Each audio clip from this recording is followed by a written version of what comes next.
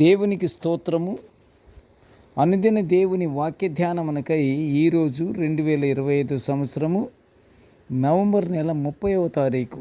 ఈరోజు ధ్యాన వాక్యము పరిశుద్ధ పౌలు గారు ఎఫెసీయులకు రాసిన పత్రిక 4వ అధ్యాయము 2వ వచనాన్ని మనం ధ్యానించుకుందాము. ప్రియ దేవుని బిడ్డలారా, ప్రభునామంలో మీ అందరికీ శుభములు, దీవెనలు కలుగునుగాక. నేటి ధ్యాన వాక్యాన్ని మనం పరిశుద్ధ గ్రంథము నుండి ఒకసారి మనం చదువుకుందాము.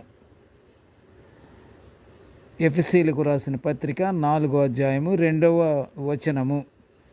మీరు పిలువబడిన పిలుపునకు తగినట్టుగా దీర్ఘశాంతముతో కూడిన సంపూర్ణ వినయముతోనూ సాత్వికముతోనూ నడుచుకొనవలెను.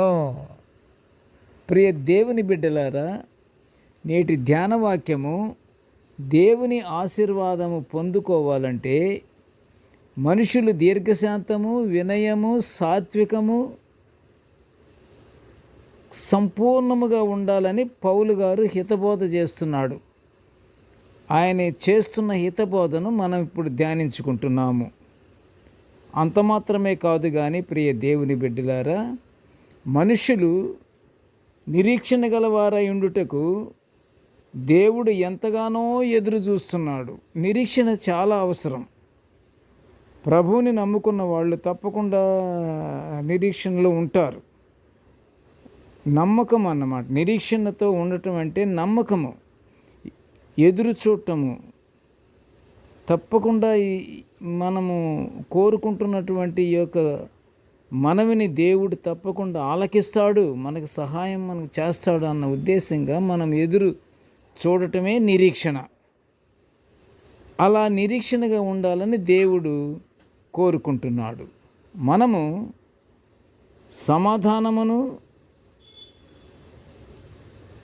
నిరీక్షణను కలిగి సమాధాన బంధము చేత ఆత్మ కలిగించు ఐక్యమును కాపాడుకొనుట యందు శ్రద్ధ కలిగిన వారై ప్రేమతో ఒకరినొకడు సహించుచు ప్రేమగల ఓర్పు కలిగిన వారమై ఉండాలని దేవుడు మన నుండి కోరుచున్నాడు. వినయముతో ఒకరికొకరు కలిసి జీవించినప్పుడు ఒకరికొకరు అనుకూల వచనమే పలకాలి కానీ దుర్భాష ఏదైనాను మీ నోటి నుండి రానివ్వకండి అని పౌలు గారు ఎఫెసీయులకు రాసిన పత్రిక 4వ అధ్యాయం 29లో హెచ్చరిస్తున్నాడు. దేవుని వరము వలన మనుషులు విశ్వాసము ద్వారాను